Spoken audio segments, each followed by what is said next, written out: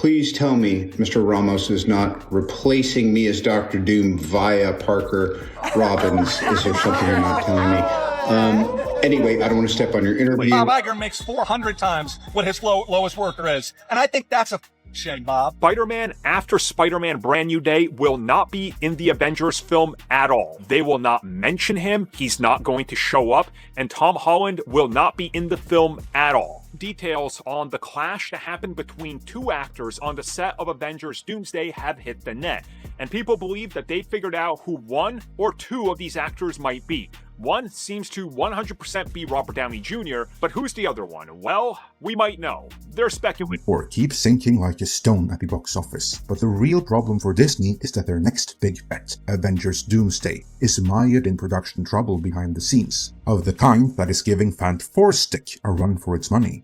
Kevin Feige is in other words up a creek without a paddle. Marvel promised fans a resurrection. After years of misfires, delays, and broken trust, Avengers Doomsday was supposed to be the movie that saved the MCU from collapsing under its own weight. It was billed as the next Endgame, a billion-dollar juggernaut designed to restore faith in the brand. But behind the glossy trailers and carefully worded press releases, leaks are painting a very different picture. What was once hyped as the future of superhero cinema now looks like a disaster unfolding in real time. For years, the Marvel logo alone was enough to sell out theaters. Audiences didn't need convincing. They showed up because they trusted the name. But those days are gone. Every new headline, every insider leak seems to confirm what fans are already whispering. The Empire is cracking, scripts unfinished, stars clashing, effects studios drowning. Marvel isn't running the machine anymore. The machine is running Marvel, and that's what makes Avengers Doomsday so terrifying. Instead of a carefully crafted masterpiece, we're hearing about chaos. Actors filming entire roles in isolation, set fights that sound more like high school brawls than professional disagreements, characters stripped from the story at the last minute. This isn't the polished Marvel formula fans were promised. It's duct tape and desperation, a franchise stumbling toward its own funeral. So the question isn't just whether Avengers Doomsday will succeed at the box office, it's whether Marvel itself can survive the storm. Will this be the bold rebirth of the MCU, or the movie that buries it once and for all? Where Downey Jr.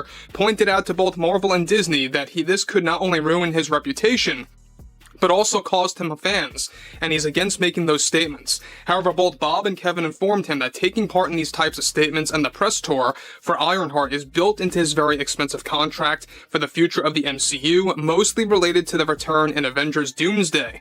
RDJ is already challenging both Bob Iger and Kevin Feige that he will only make statements defending Ironheart and Riri Williams if it avoids arguments about DEI.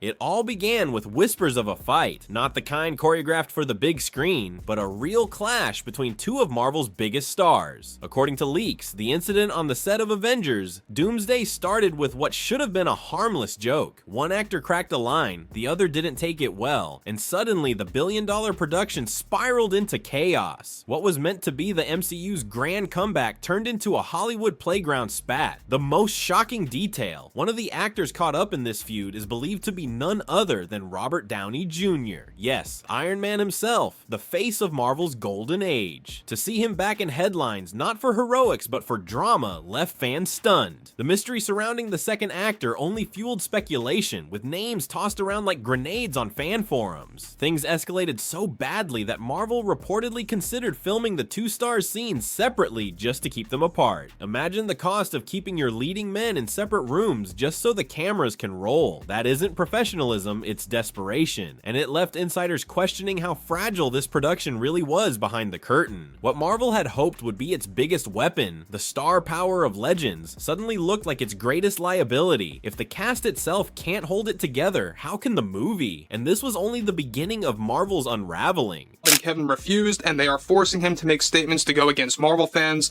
that are opposed to the Riri Williams character.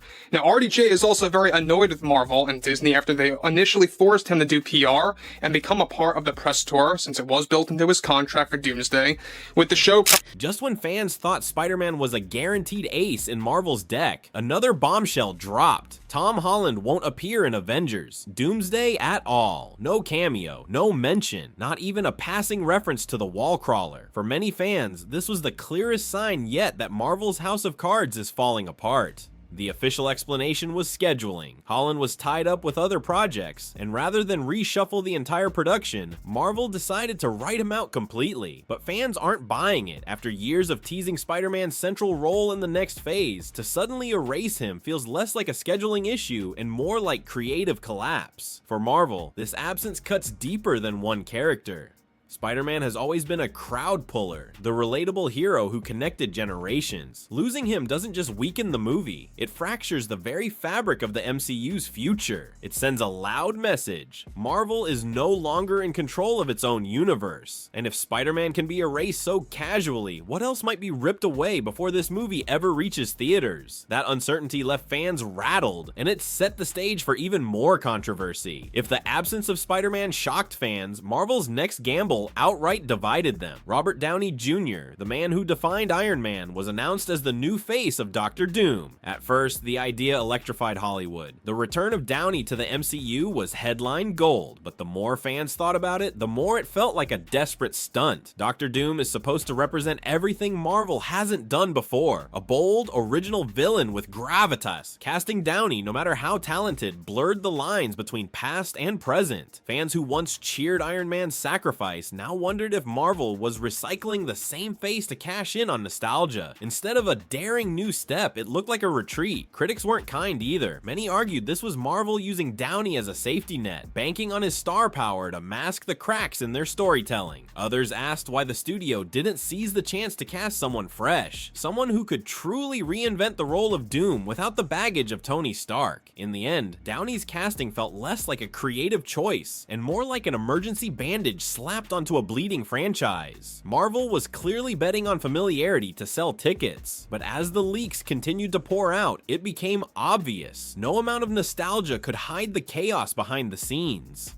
At its peak, Marvel thrived on anticipation. Each film built towards something bigger, creating a universe where every detail mattered. But Avengers, Doomsday exposed how far that formula has fallen. Instead of building momentum, Marvel is recycling the same tricks until fans can see right through them. The multiverse once promised infinite possibilities. Now it feels like an endless excuse to reuse characters and reset stakes. Another cosmic villain, another timeline twist, another universe at risk. Fans aren't clapping anymore, they're yawning. What should feel like high stakes instead feels like deja vu. Even the return of beloved characters like Nightcrawler, once a dream crossover, now comes across as hollow. Instead of story-driven excitement, it reeks of nostalgia bait. Marvel isn't telling new stories. They're pulling old toys off the shelf and hoping audiences won't notice the dust. And the scariest part? Fans are noticing. The trust that once carried Marvel through weaker entries is gone. The cracks aren't hidden anymore. They're right on the surface, and the deeper Marvel leans on the past, the clearer it becomes. The future isn't built on a formula, it's built on creativity, and right now, that's exactly what Marvel has lost. Marvel's visuals were once their crown jewel. The epic battles of Infinity War and Endgame set new standards for superhero films, convincing fans they were witnessing the impossible. But in recent years, those standards have collapsed. From the cartoonish CGI in She-Hulk to the blurry, unfinished mess of Quantumania,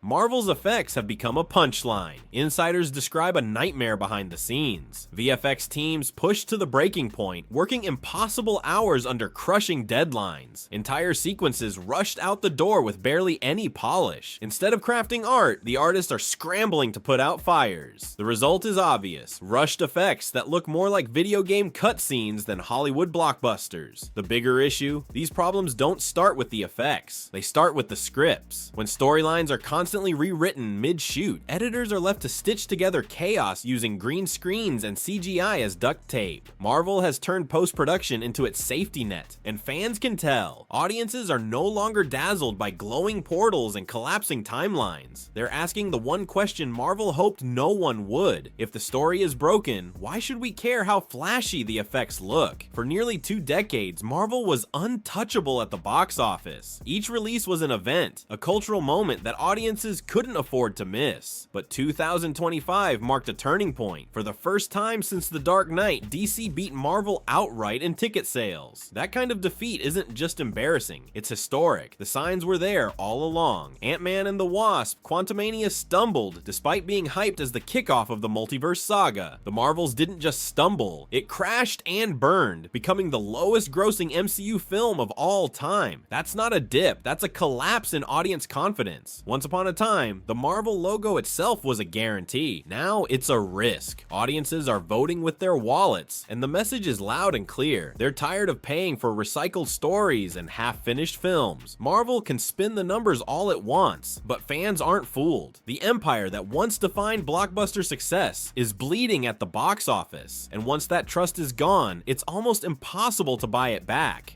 Marvel once promised that Disney Plus would be essential viewing, that every series would connect to the grand story. But today, the streaming side of Marvel looks like a graveyard. Shows hyped as must-see are being quietly canceled, abandoned mid-production, or left dangling with no resolution. Fans who invested hours into these stories feel betrayed. Why watch a series when there's no guarantee it will matter, or even finish? The illusion that everything is connected has been shattered. Instead, audiences see filler, expensive, flashy filler that stretches the universe thinner and thinner. Even worse, some of Marvel's biggest characters have been reduced to streaming experiments. What should have been major cinematic arcs are shoved onto platforms where they vanish without a trace. The once unbreakable bond between Marvel and its fans is crumbling under the weight of broken promises. And as streaming profits shrink, Marvel's reliance on Disney Plus exposes another truth. The MCU isn't just struggling on the big screen, it's collapsing across every platform. All these cracks, actor feuds, Spider-Man's erasure, CGI disasters, box office collapses, streaming failures, and desperate nostalgia are converging on one film, Avengers: Doomsday. The title was meant to inspire awe. Instead, it feels like a prophecy. Marvel promised another Endgame. What they've delivered looks closer to the end of the empire. When your biggest stars can't work together, when your scripts are rewritten in panic, when your effects are stitched together under impossible deadlines, what you're left with isn't a masterpiece.